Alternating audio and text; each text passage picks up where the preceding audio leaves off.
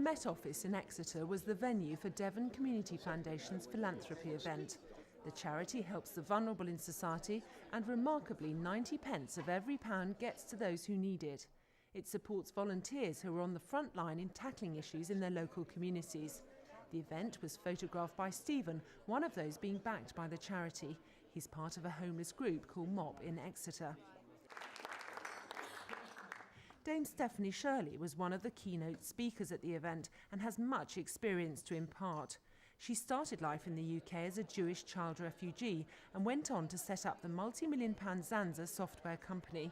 She then gave away £50 million to autism-related projects and knows how valuable giving is. As the Ambassador for Philanthropy, I have set as a pledge to inspire the idea that giving is a pleasurable act as well as one of compassion, and that is to help change or challenge any aspect of society by raising the bar on our capacity to be generous.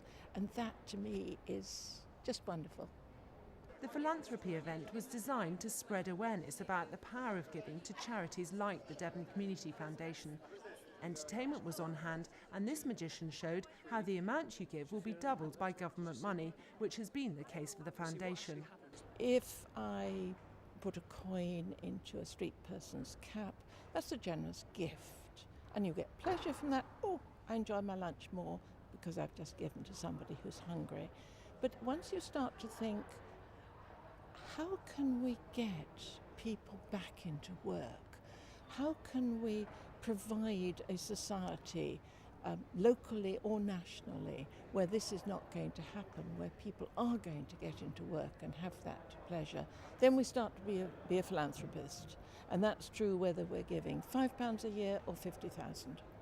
Tim Schmidt, Chief Executive of the Eden Project in Cornwall, also had experience to share from his setting up of the Eden Project and the impact it's had as a charity on environmental issues.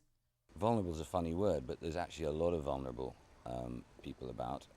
Eden, as you probably know, we work a lot with the homeless. We've got a garden at Chelsea this year, which has been built by 500 homeless people. And last year we did one with people from prison hostels.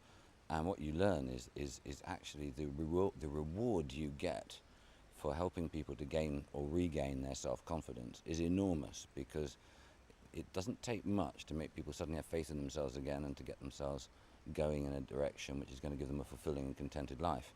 And I think people should remember that the more people that you can help that way, the better the community is, because ultimately unhappy people create an unhappy community. Tim's advice is to have the courage of your convictions when it comes to asking for money for important causes.